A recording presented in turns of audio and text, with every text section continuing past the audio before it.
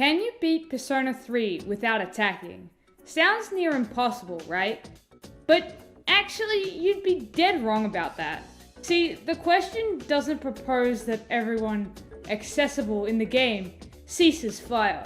It clearly says, can you beat Persona 3 without attacking? This means that only you, the player, have to not attack, whereas your AI-controlled allies are free to do whatever they wish, as they do not have to be bound to your intellectual prowess when making their decisions. While this does sound doable, it is completely reliant on the game's artificial intelligence actually being competent for once. And if we all know what a certain Mitsudo Kirijo is famous for, we all know that this challenge is not as simple as it sounds. Seeing as Persona 3 Portable recently re-released for all modern systems, I thought that this would be the prime time to try and answer such a stupid question while also avoiding playing through the game normally again. Because playing the games normally these days is for chumps. Actually, not really. It's really because I'm a masochist. So, all of you wonderful people of the internet, I would like to present to you the rules for my sadistic run of Persona 3. The protagonist cannot attack or use damaging spells. The AI must control their own actions. Tactics are not allowed. The use of damaging items is prohibited. With these rules in place, I decided to venture back in time to 2009 to hang out with my friends from Gekukan High School once again and save the world from impending doom, all while trying to keep my sanity intact. Hey wonderful people of the internet, I wanted to just make a small announcement that you are free to skip, but I do want to say this video took me a very long time to complete. I really do appreciate every single one of you guys coming around to watch this video, and I appreciate that more than a lot of other things in my life. However, I need to tell you all to like, comment, and subscribe to appease the one and only YouTube algorithm. But not just that. Over 90% of you guys who actually watch my content are actually not subscribed to the channel. And if you all watching would hit that button, my channel would be able to thrive, as well as giving me motivation to be able to pump out more content like this in the future. For those of you still here, thank you so much for listening to this, and I hope you will all enjoy the video. It's not easy admitting that you can't do something, and the start of this journey would make me want to cover up the fact. I forgot that it is actually impossible to beat Persona 3 without attacking, because there are prompted fights at the start and end of the game that require you to use that function. So pack it up guys, the video's over. Aww. We already answered the question. Wait, you still here? Well, I guess you can see the total runtime of the video, so you can assume that I added an extra rule that states that these instances don't count.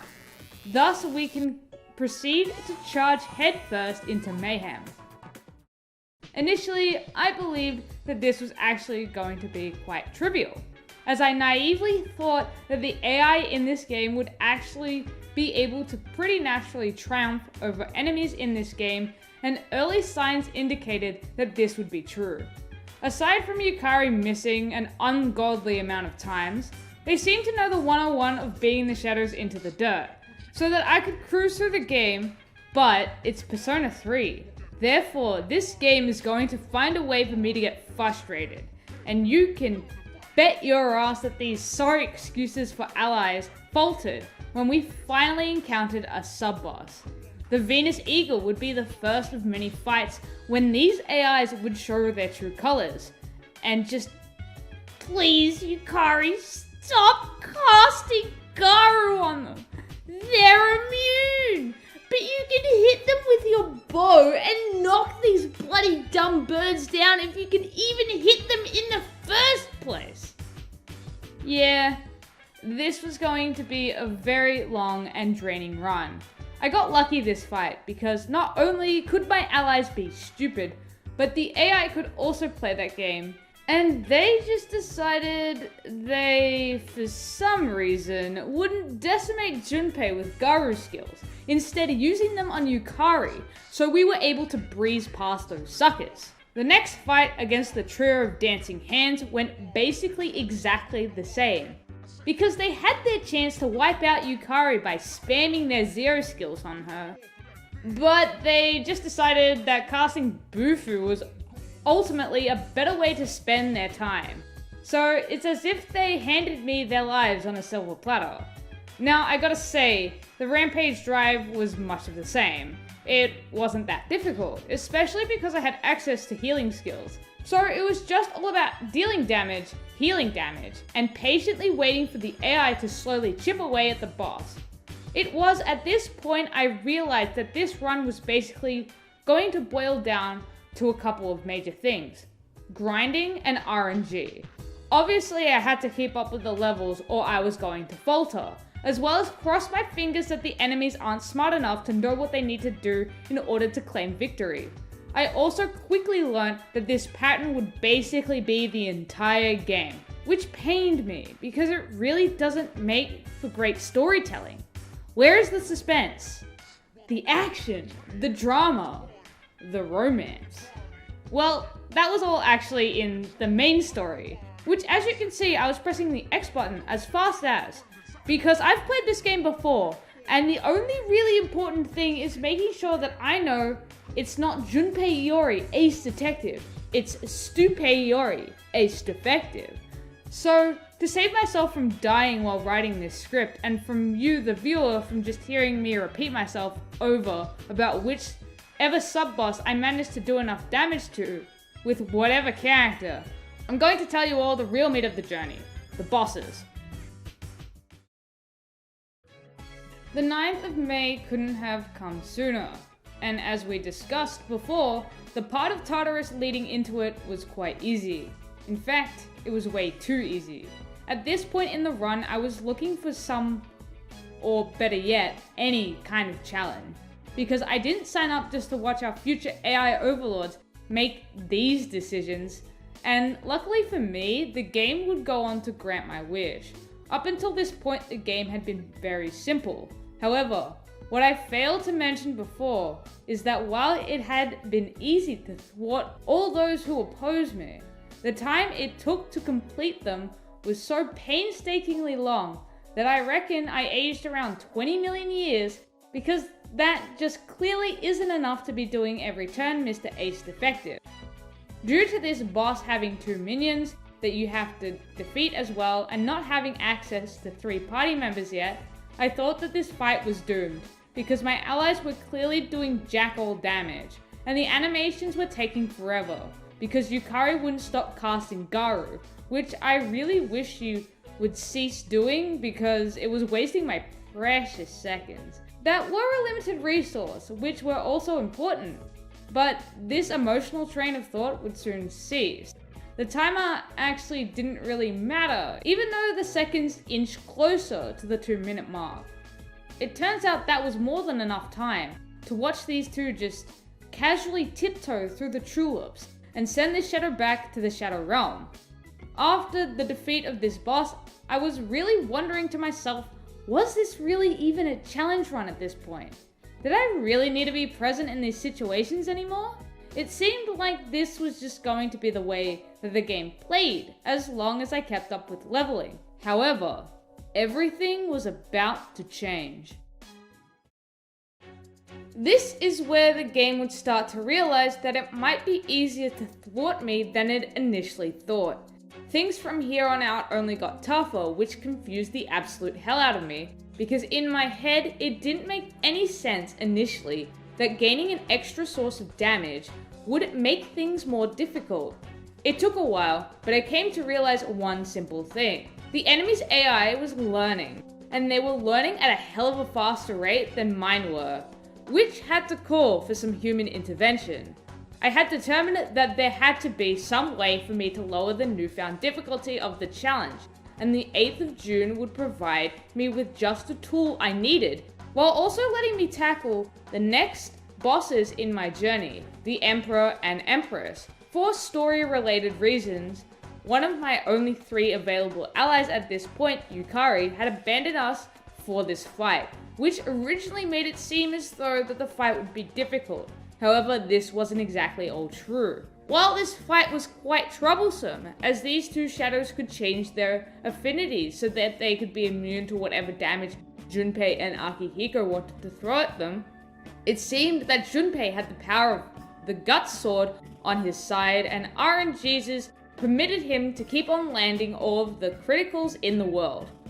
I also had the help of Fuka, who joins the team in this chapter, but that has nothing on Junpei just landing so many crits in this fight. I could hardly believe it when I was playing the game. I guess this man really wanted to prove once and for all that he ain't just some stupid like a certain teenage girl would have you believe. I do believe this fight would have been a lot more problematic had Junpei not been on fire this fight, especially with the enemy's affinities constantly changing. However, any stroke of luck that I can get in these fights to make it easier is something I'll never say no to. Before moving on after the fight, I had learnt something pretty crucial, which would prove very useful in the journey ahead. Once the enemy was scanned by Fuka, the AI would then react accordingly based on their affinities. This would become crucial for me as the game progressed. The next 30 hours of the game became a lot easier to deal with, but very tedious. Everything became much of the same. Grind your levels, fight the sub-bosses, and finally beat the head honcho at the end of the time limit by smacking them into another universe. At this point, playing the game became a chore, given the nature of the task. I had to sit there just defending while leveling up my allies, which wasn't the most entertaining thing to do. In fact, it was rather exhausting.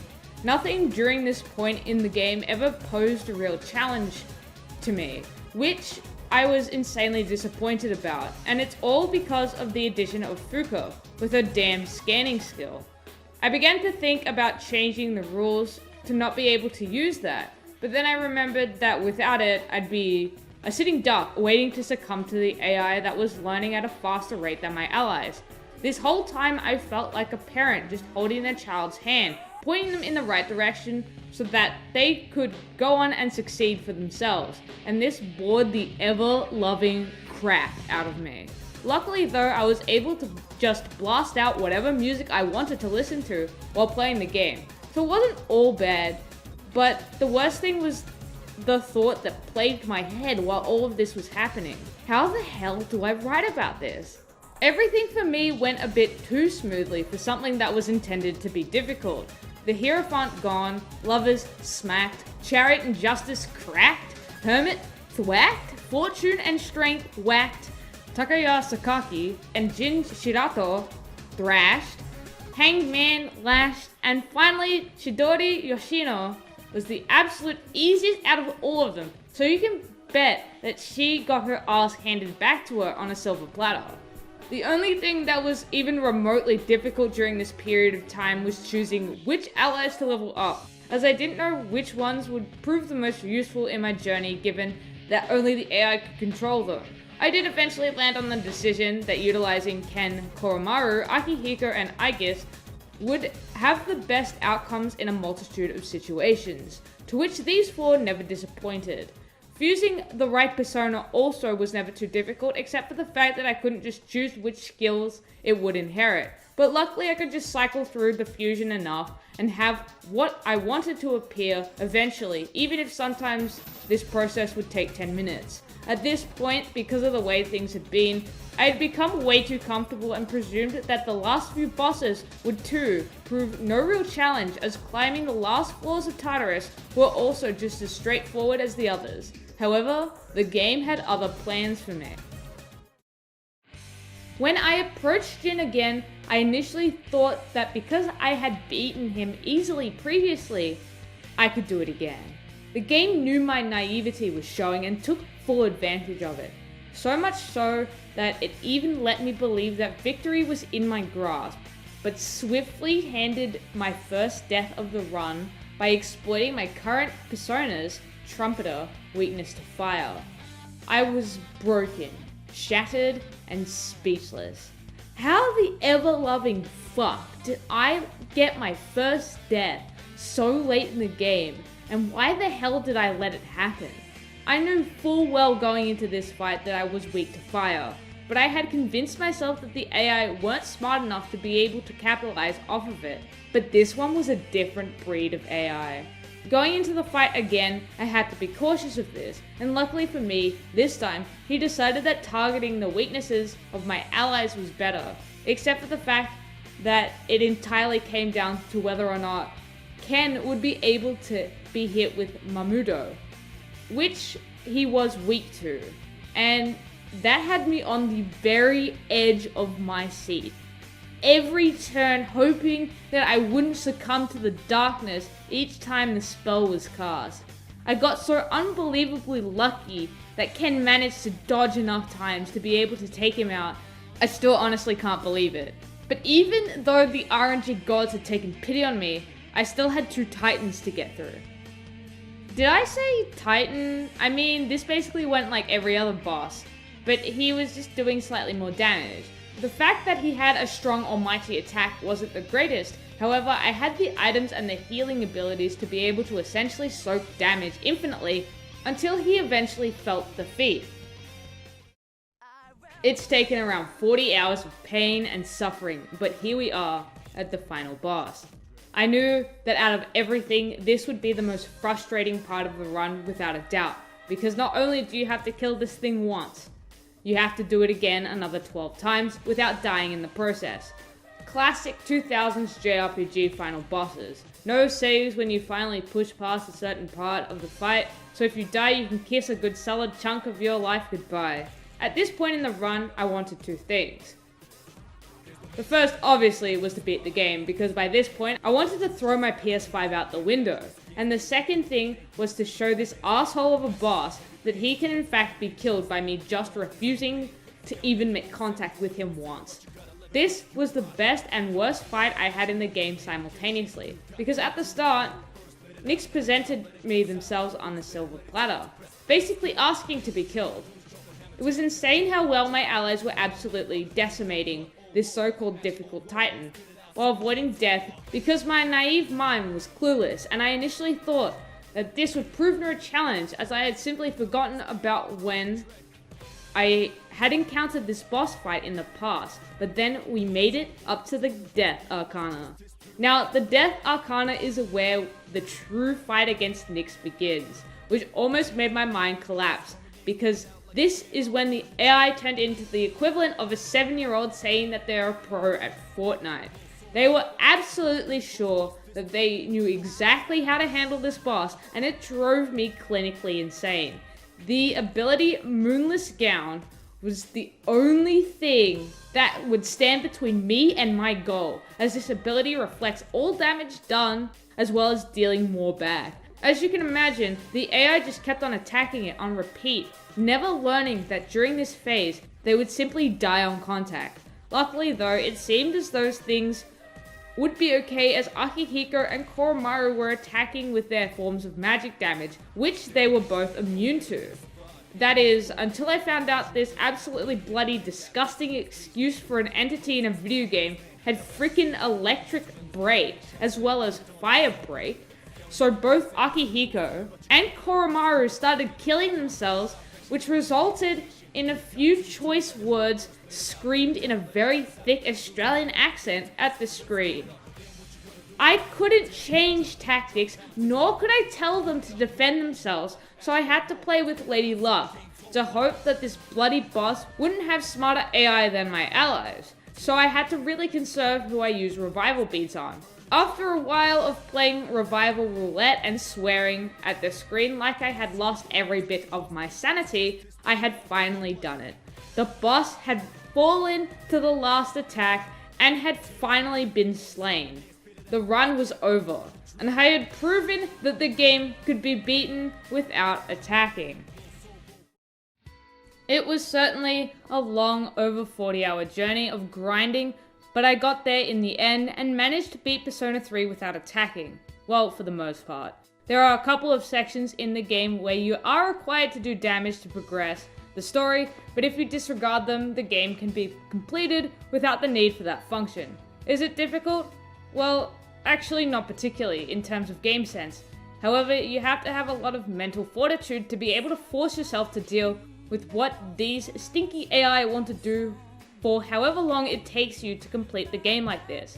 I would honestly never play Persona 3 like this again because it made me borderline insane, because I was just watching the AI fight each other for an unreasonable amount of time, which some days literally drove me crazy, as some of my play sessions would last 9 hours.